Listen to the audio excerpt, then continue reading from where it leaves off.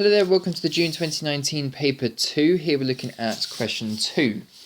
The roots of the equation x cubed minus 2x squared plus 4x minus 5 equals 0 are p, q and r. Without solving the equation, find 2 over p plus 2 over q plus 2 over r to start with. Okay, let's create common denominators on all of these fractions here. So let's create a common denominator of p, q, r on everything. So this is going to be, on the first one, it's going to be 2 times q times r, because that's the bit of the denominator I don't have, so I need to times by the numerator as well. On to the next bit, it's going to be 2pr, and on the next bit, it's going to be 2pq. So what we have here is effectively 2 lots of the sum of the doubles divided by the triples. So the sum of the doubles is minus b over a, c over a.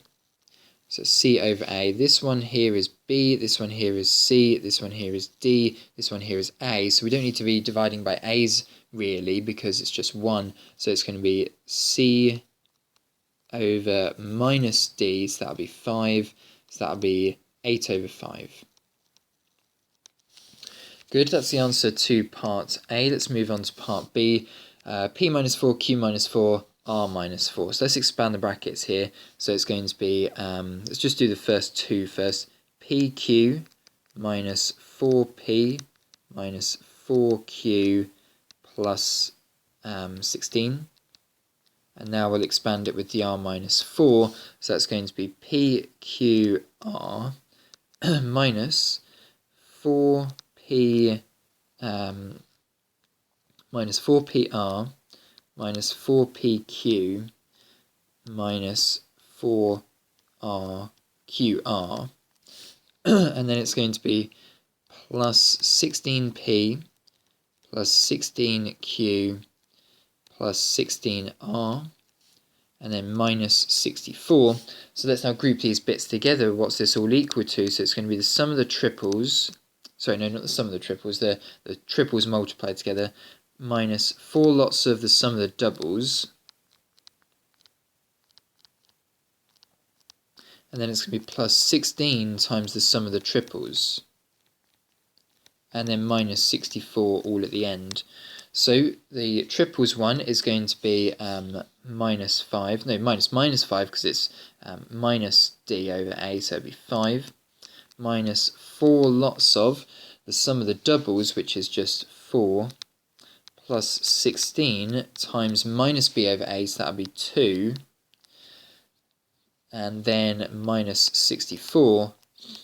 So when we add all of this together, we get 5 minus 16 plus 16 times 2 minus 64 equals minus 43. There we are, that's the answer for part B. And then moving on to part C, p cubed plus q cubed plus r cubed. Now this is quite a difficult one here. For C, we have to start with p plus q plus r all cubed. Now what's this going to give us? It's going to give us, well, let's just do the first two expansions of the brackets. Because what we'll do is we'll work out what this is equal to and then subtract the bits we don't want. So it's going to be p plus q plus r, p plus q plus r. So it's going to be, let's expand the brackets on the first two first. So it's going to be p squared plus pq. In fact, it's going to be 2 pq's plus 2 prs plus 2 qrs plus the p plus the q squared and plus the r squared. Then we're going to multiply this by p plus q plus r. Okay, so let's expand this now then. So it's going to be p cubed. In fact, let's just get all the cubes out that we're done with. Q cubed and r cubed. Then it's going to be p squared times q, and we're also going to have the p times the 2pq.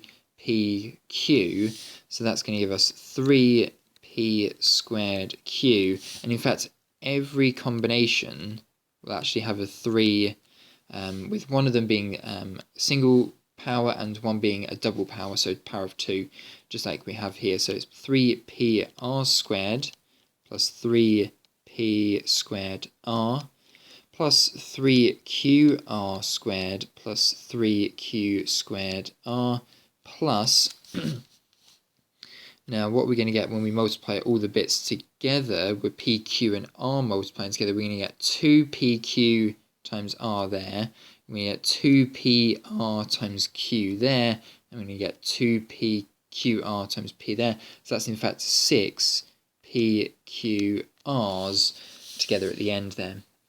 Right, so what we now need is a way, we'll leave this little bit alone at the start, so the cubes, because we've got an expression for this bit here.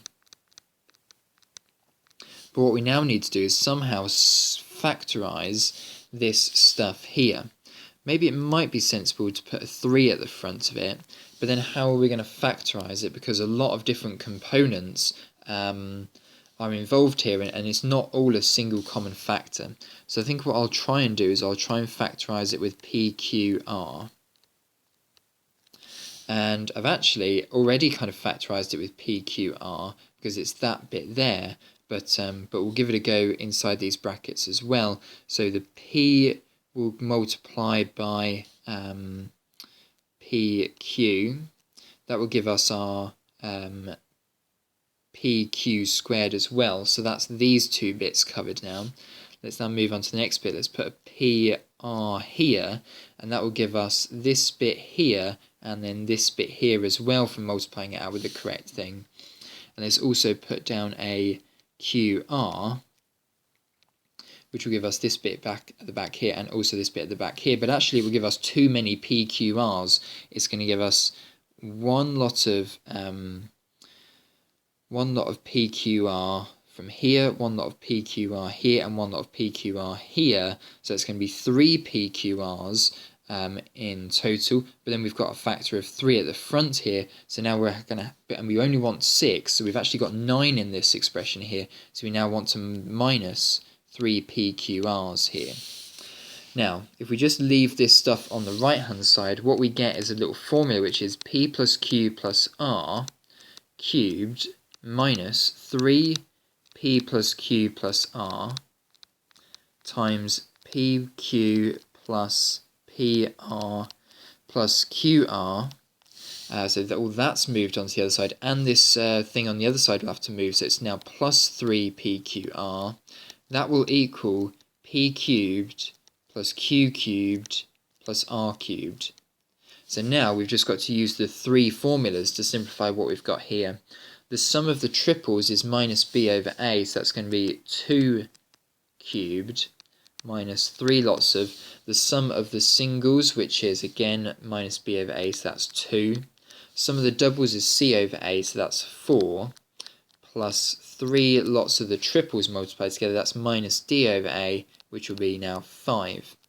So if we now multiply all of this stuff together and add it together, we in fact end up at minus 1.